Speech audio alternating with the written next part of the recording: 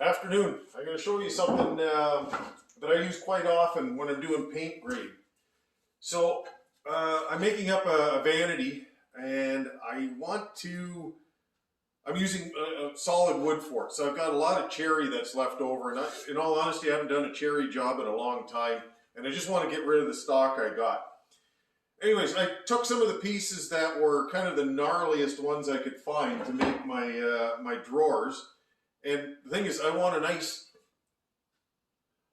flat paint surface at the end of the day.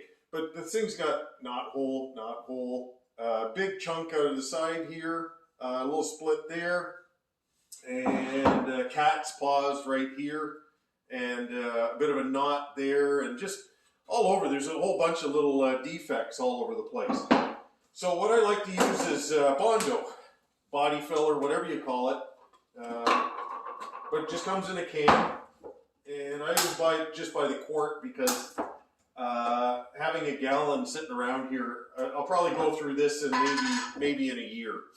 But basically, you try to figure out how much you want, and so to do these, I'm just going to mix up that amount right there. Get your hardener.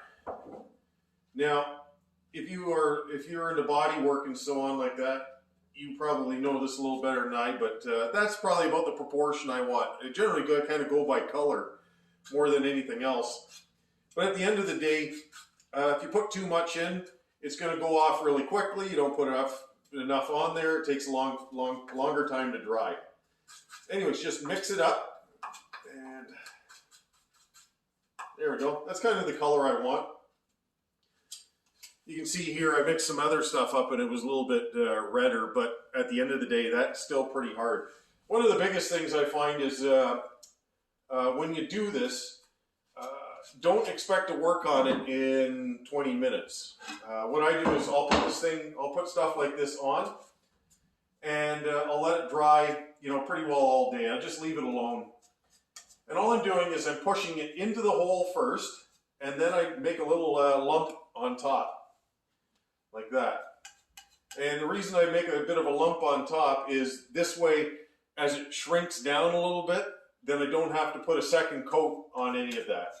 So I'm just going around the whole surface, filling in any kind of imperfection I see on here. This one's actually not too bad. Any of these little holes, you can just push it in there, and your sanding will clear off the rest. Make sure there's nothing on the ends. There we go. All right. Now this one's got quite a bit more on it. Now the reality, this is a drawer, so actually only one side of it's going to be shown, but I'm still going to fill in the holes anyways. So push it in and build it up. Build it up. Now you can see I've got a big chunk out of this one side here, and so what I'm going to do is I'm pushing it into it, okay? Almost like you're kind of painting the side of it. Okay, get it all on there, and then you can start adding to it. So what I'm going to do is I'm just going to let that set up for a minute. I'll come back to it in a minute once I get the rest filled in. So I still have to size these things to final size. I cut it to length, but I haven't cut it to width yet. And one of the reasons why I'm doing that is because when I fill this, I'm going to fill it up so it's humped over the top, and then I can cut it with the saw and then sand it. And that'll be when it's dried up. So there we go. Now I can come back to doing this again. Here we are. Okay, and then push it in.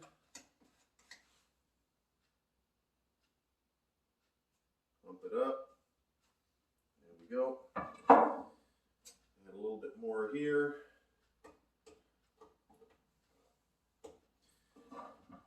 And once this starts to set up, then I'm going to push it flat. Okay, so I'm going to leave that for now. I've got this one's got a chunk out of it as well. So fill in all my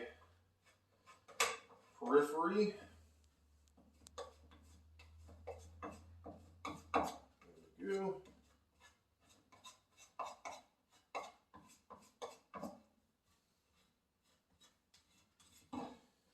And the reality is I'm going to be cutting and sanding like I said, but I still want to get, I'm just going around. This way I don't have to think about what I'm doing. All I'm doing is just filling holes.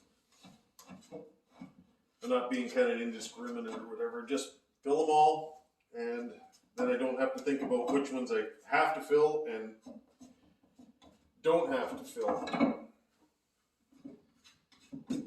So the temperature's kind of warming up in the last couple of days here. We're in kind of beginning mid-April right now, and this stuff I can already tell is starting to set up. It's starting to get a little thicker already, which is fine. Get that on there. Ooh, yeah. Okay.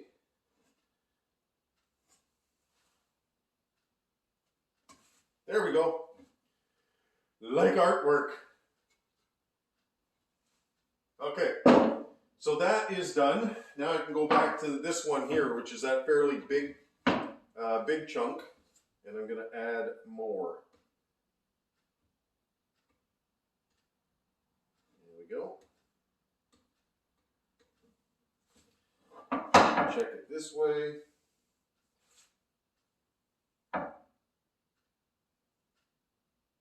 There we are. Fill that in. Okay. I'm going to show you one other thing. We're doing a road trip here. Hang on a minute. All right. So there's a couple of other holes I had to fill on a cabinet here. This is a cabinet that's going to get repurposed. Now you see I got a couple of old screw holes here. This one I actually reamed out a little bit. What I'm doing is I got my countersink here. This is just an old slot screwdriver right here. And all I've done is ground it to a point. And then all I have to do, put it in the hole and just ream it. The reason being is you can see on this one right here, it's just sticking proud. And if you try to fill that, you'll be able to fill it, but you're going to see it. So you want to countersink it as best you can. There we go.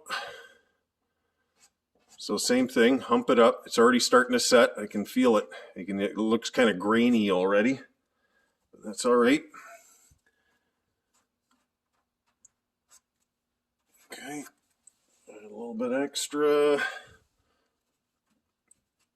And there we go. I'm trying to push it in and then fill on top. Like that. Check that. Yep, that's looking pretty good. So I've got a little bit of a silicone line that's got to be scraped off before I sand. But that will lay down nice and flat once I let that sit. So I'm going to let that sit for at least 3 hours before I do anything with it. I'm going to let the stuff shrink back. And once it's shrunk back, then I'll do the final prep. So let's check this. Yep, starting to set up nicely now. Okay, let me check this one. Okay, we're good. Check the ends. Check the ends. Oh, there's, see, I missed another spot. All right. Okay, this is how you make something pretty out of something ugly. It's like making a silk purse out of a pig's ear. They say it can't be done. Not true. In this case, you can. Here's another tip is clean your putty knife. Do it while it's still kind of soft and wet. Because when the stuff gets hard, it actually gets pretty difficult to scrape it off of something. Then you need like a chisel or some kind of blade. Anyways, so that's setting up. I'll let it go. But there's no other way to do this other than using some other kind of wood filler. But this stuff dries hard. Like this is here from 2 days ago. There, shows you. It's not the perfect solution, but it's a quick solution if you're doing paint grade. And here's another thing is bondo here. If you put it on, let's say oak or cherry, and you're putting a stain on it, especially a reddish stain, this stuff will actually take a stain. I'm actually surprised. I remember doing a hickory job, and I was running crown molding, and some fairly large chunks blew out of it. And so we filled it in, and I actually passed it through for a second pass, and it just lightly cleaned everything up. And when we stained it, you couldn't see it at all. We put a kind of a brownish red stain on the hickory, and you'd look at it, and you couldn't see it at all. So I was actually pretty surprised. So try out different things with this. You might actually be pretty surprised at what you find. You'll find a lot of uses for bondo for anything paint grade. Filling up nail holes, miters, anything that's fairly large, because if you try to use spackle or any kind of putty, it tends to sink in, or when you're sanding it, it's softer than the wood that you're doing. This stuff will dry hard and be very similar to the hardness of the wood that you're working with for the most part. So paint grade, it's the best stuff for paint grade for filling holes, hands down. Anyways, hopefully that's helpful.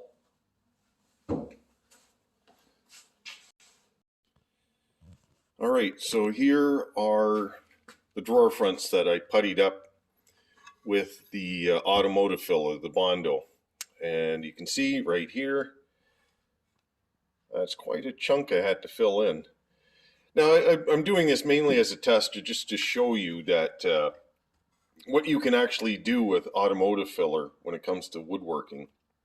So I filled in like holes like this here as well, like fairly large ones. I put a little bit of spackling in a couple of spots that I kind of missed. Like any small little ones, like especially when you start getting into these what they call cat's paws here, they can be done with spackling, but it's the big holes. It's the big holes that you have to worry about. Like even here, I should put a little bit of spackling in that. But like once that's done, you should be able to paint over a surface like this, and it should come out actually flat. Like there should be no reason that that you'll get any kind of indentation. The only time you get an indentation is if you haven't filled the holes in. And you can still do that after you prime, but it's always best to do it beforehand. So yeah, so I'm just going to sand these up and get them into the booth, and I'll show you what it looks like after it's got a coat of primer on it, just to give you an idea of what that looks like. All right, here we go. Here is the finished product. So these were the drawer fronts that I put bondo in, and you can see they came out really nice. Okay, so this was a base coat and 2 top coats to complete this. And I use a 2K polyurethane, so it means it has paint plus hardener and reducer to bring it to what it is now. So you know, like if you want to do this in a production, you would never use this type of material because it had so many knots and splits. But I want to show you basically what you can do with automotive, and hopefully that's helpful for you if you ever have to do something where you're kind of suspect of what to put into a large crack or hole. All right, enjoy.